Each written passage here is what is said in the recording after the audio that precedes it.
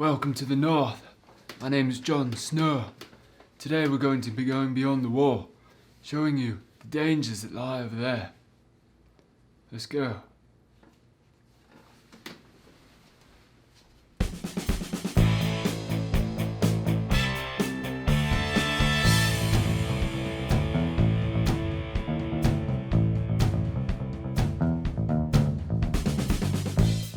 What is going on, guys? Daniel aka Phoenix DTS coming to you guys another brand new Filmmaker Reacts, where I react to a film trailer music video from a filmmaking perspective to help you guys understand what goes into making your favorite videos on the internet. But we got a behind the scenes look at one of my favorite shows, Game of Thrones. I got the cloak and everything, you know.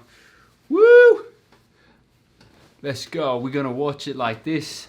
I don't know, but so yeah, this is gonna be the behind the scenes. It's like the frozen lake. So this is the episode, season 7, episode 6. Beyond the Wall. Spoiler warning, guys, if you haven't seen Game of Thrones, click off. So yeah, we're gonna be showing, like, we're watching like the behind the scenes, the making of. I can barely hear when I do that. Just to see like little techniques that they use, so you guys understand like all the weird, cool, intricate things that go into making this thing. Let's check it out. All right, here we go. HBO.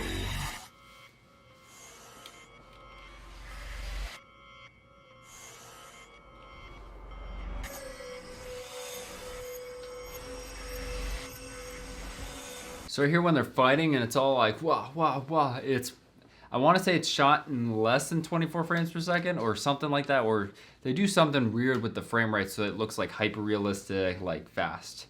That's just, or they just record at like 60 and they play it at I don't know, something weird with it. I know it's not normal 24.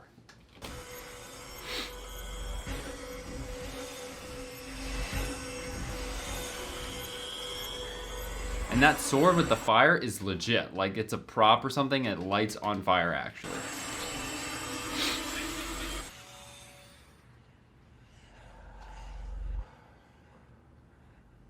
I like the sound effects. Beyond the Wall. It was a real back and forth about who would be on this mission, who wouldn't be on this mission. The Dirty Dozen obviously came to mind. Everybody has a good reason to hate everybody else. I mean, it's definitely got that, you know, gathering together these kind of misfits. A bunch of our favorite characters, many of whom have never been on screen together, but who all find themselves at the end of the world for one reason or another. And so getting Tormund back in the picture, the Hound and Jon and Beric and Jorah, it's a fun group. The sequence had been so well conceived on a visual. So they got the cameras wrapped in like plastic or clear wrap, just so, like, because it's like snowing and they're out there and they don't want to get the cameras to get damaged, but you leave the lens open so there's no obstruction. Level by Alan and his team to do that with hundreds of people. Alan Taylor, the director. So what he had this, like, it's called a viewfinder. So it's basically a camera lens, and so you just do that to look around and just see things how the camera would see it, without having to lug a huge ass camera around. So you could be like, oh, I want to get it from this angle right here, and then you're like, okay, and then they bring in the camera, and yeah. Weather and visual effects and fire with lots of moving See, that's how they do the parts. dragons, and like that's a bunch of green screen. Have that sense of artistry about it. See, his sword's actually on fire. You see that? Directing it. All those whites are extras. Our story is 7 guys on a That's rock crazy. being attacked by whites and trying to tell a clear. So like the whites, you see that right there, like how they're like kind of dead and they're decayed, so they wear green suits and they put all the stuff around them and they green screen out so it looks like they're not fully there. Your story of Got some bounce cards in the task background. is to defend a perimeter, and as you lose, your perimeter's going to fall back, and how do you kind of hold order against just That's pure so chaos? cool, It's, that you know, sword that's on kittens. fire. It's, Yeah, it's the most you know, badass thing ever. People whacking each other, and it takes some effort to talk to the cast to sort of say, no, the story is, here's a line, and we have to show that it's not being broken or that it is being broken. It was important to create a situation where I'm hoping the audience will think that one of our beloved characters is gonna die. I mean, we wrote it and we were watching it, and I was like, holy shit, Tormund's gonna die. But somehow he managed to override my rational brain and make me think that Tormund was gonna die. No matter how great your visual effects are, or your art department and everything, there's just nothing quite like the real thing if you can find it. Iceland exists, and it's real, and it's cold as hell, and it's beautiful, and There's just nothing like having that reality on screen. It doesn't look like anywhere else. Half the time, it doesn't even look real, and I worry that people are going to think the blues of those glaciers are some kind of cheap special effect. But no, that's real. Like going on location, this is where they shot Interstellar, and you can see kind of looks very similar, and it totally works, man, and it totally impresses the hell out of me as a filmmaker when I see practical locations. The more spectacular looking it is, the more difficult it is to shoot there. I think there's a sort of kick-bollock scrambleness to filming out here, where you have such limited daylight, and you have conditions which are like this or worse. It just gives it a sense of reality, you know? In the world of Thrones, it's great coming to these landscapes that just really kind of arc back in time and take you to something very, very brutal and barren. There's an extent to which nothing ever surprises you on this job anymore, but this, you still can't help but be impressed by this. That's I mean, it's crazy, nuts. man. You can't get to this location without literally monster jeeps. It's a hell of a way to go to work. The Icelandic technical crew for setting up the base camp have to have everything ready, and they have to do that obviously under cover of darkness. So See the them crew, making when they like arrive, bridges and stuff so they can everything is, log ready to all go. the gear around. That's While crazy. shooting the glacier, everyone's got the crampons strapped onto their boots because otherwise you'll slip. And even with the crampons, we had a bunch of guys falling and banging themselves up. But luckily, no major injuries this year.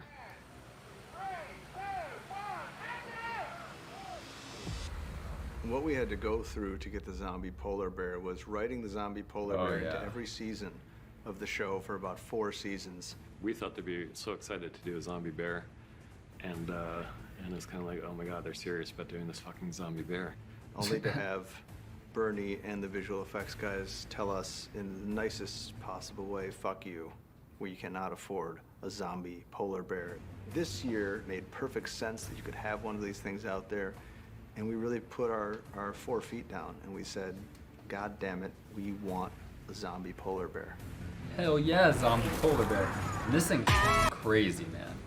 We looked at some of the beats, the way the polar bear in the previews that we got, how it spots the guy's way, how it picks someone up and shakes him around. Jeez. And then we get our wires in and start rehearsing with guys using different methods to pull someone around and get the right. Dang, so he's on wires and they like shake him up. Everything's made sure it's super safe first. We test everything over and over again, usually with a weight bag, and when we're happy that it's safe to have someone on, we get someone on.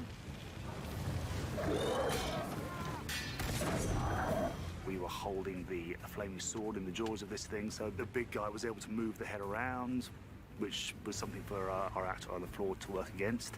Interesting. I've never So that's really like the worked rig with they this do to capture the fire and they ping-pong green ball screen thing the and rest on. Pretend that's a bear, and I've had people going, "Oh, when I'll come towards you, I'm a bear." That's No, the you're bear. not. Your name's Toby.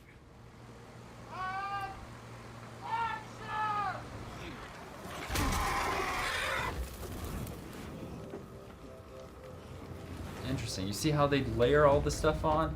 That's so cool. Most of the heavy Lots of lifting work. of the sequence, that was all in Wolf Hill Quarry in Belfast.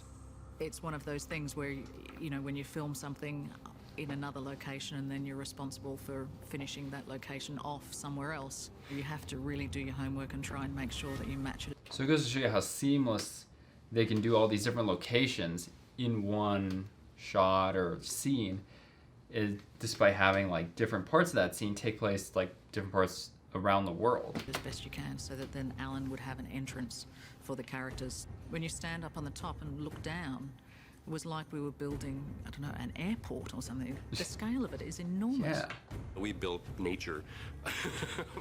No, sometimes I walk out there and I think we're crazy people. We had a really tricky time trying to work out what a frozen lake looks like and how we can achieve that. And that went from a compacted quarry floor to putting concrete down to a nice flat finish, and then there had to be hues of colour that had to add it to that. Then we had to work out how the ice would look, trying to make that look three-dimensional and as if it was transparent ice. All these things are really, really tricky. Stop!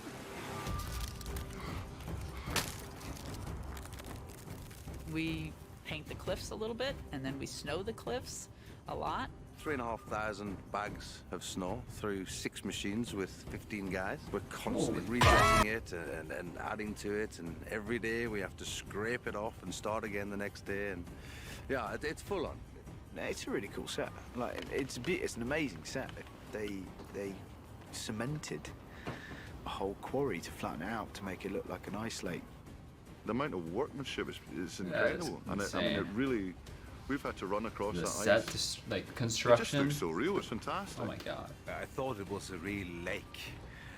Then I understood that they have made this for this sequence. Yeah, it blew my mind. This amount of people, and when the camera rolls, everything just sort of comes together at precisely the right time. It was like one of those things. Was like you have to do something like that to get like the authenticity of the environment and the scene, because if you just like have like a little section, then it just kind of ruins it for everybody. You see here, like they got the whites and they just digitally like recreate all these people everywhere. Yeah, man, so much work goes into this, and then when you watch it, you don't even notice anything. That's how you know they did a great job. Dig out the areas on location where people would need to fall through the ice, and then it became clear to everyone that probably the temperatures were going to be so terribly cold. We figured out if we use motion control, then we could achieve it on stage. Where the whites fall for the ice, we're doing those as separate set pieces, and then building rigs to drop underneath the ice to take the weight of the actors and then allow them to drop through. You know, even though we've got 10 guys falling in while the camera's moving, by the time we're finished, we've got 100 guys falling in and the camera's moving 5 times as far. That's Everyone's crazy. like, oh, you get to shoot in a tank, great. No. It's the end of the season and I get plunged into cold water with the full costume on. It's going to be miserable.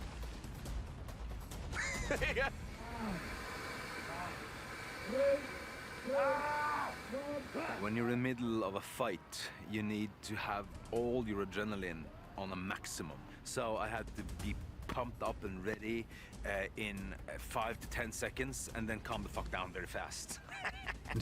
You've got to loosen up. You've got to be ready for a fight. With a big Norwegian, and we're both looking at you. Ah! Ah! Ah! Even the extras are so into it. They're One of our heroes gets chased to the top of the island. The higher edge is about 11 foot from the frozen lake. Big trust thing because I'm falling into the guys. The guys are catching me off the end of the rock, opposed to where you'd normally do falls into boxes or an airbag. Yeah. Oh, here comes dragons. So there's a lot of visual effects with the dragons, guys. Lots of, not as pretty as you think it is. Well, it's funny how times have changed. In season 2, the dragon was riding on Danny's shoulder, and now Danny's riding on the dragon's shoulder. And when Danny gets on and off the dragon, it's sort of like wheeling up the stairs to a 747. We've modeled the dragon and then laser cut this full-scale giant piece of polystyrene to create a section of the dragon's back that is living on the island at the frozen lake. I've got a bit of climbing to do on that contraption with a person on my shoulder. I just hope I can do it. Well, I've never flown a dragon before. I'm sure we'll be fine. Just hang on. Dang. Yeah. So that's like a whole, like, it's almost like a bull rig. Are a little bit they move around for the dragon. Motion base. We have a bigger buck. It's a lot harder, especially for Amelia. It's one thing to act in a room with somebody and to draw on this and they got considerable fans, so it's resources like the as an wind. actor. Ooh, it's another okay. thing to have a situation that's supposed to incorporate the same level of emotion, but in the most artificial environment you can possibly imagine. It's the opposite of walking in costume through Iceland. You know, the harder the challenge, the more I relish it. But this really, you're like, can I just even maybe have like, you know, like a screen with like clouds or something? Like, I've never flown on a dragon. And to just harness that power. Can you even imagine? The fire column slicing Whoa. the ice. Okay, so We that's a wanted bunch to of make layers sure like that? it All right. looked like a cutting Interesting, torch, didn't know that. And it's exploding the ice, you know, atomizing the ice Explosive immediately. rigs? So we worked with Sam's team again, and when you see it, you know, it really is awesome. Yeah.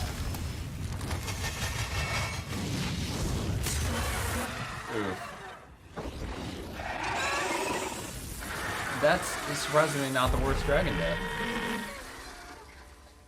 We knew that the Night King would see and seize this opportunity, and like to think that when the dragon dies, that it's kind of a nice 1-2 punch, because on the one hand you're just seeing the horror of one of these the three only unique, amazing beings like this in the world, going under the water and not coming up again, and you're processing that.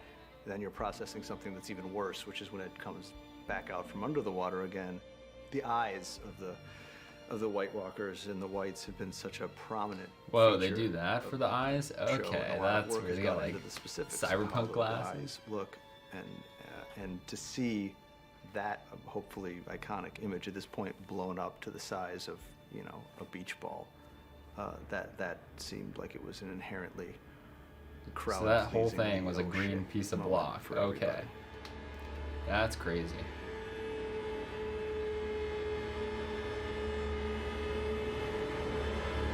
I love this shot. Oof. Woo! That was a good one. That was a good one. So hopefully, guys, you got a glimpse to see like what they have to do for real big budget action and storytelling and fantasy. You know, all the set design they had to do, the green screen work, the props and everything. So if you did learn something and enjoyed like the journey of like figuring out all this stuff, I ask you please drop a like. Really helps the channel out. Subscribe for more of these videos every single week. And as always, this has been me, Daniel, aka Phoenix DTS, and I want you to find yourself, be yourself, and love yourself. Hi guys, Daniel aka Phoenix here, checking in with you guys at the end of the video. If you did enjoy what you saw, please check out one of these other 2 videos, or just like the video and subscribe down below for a video every single week. Thank you guys, I love you, have a good one.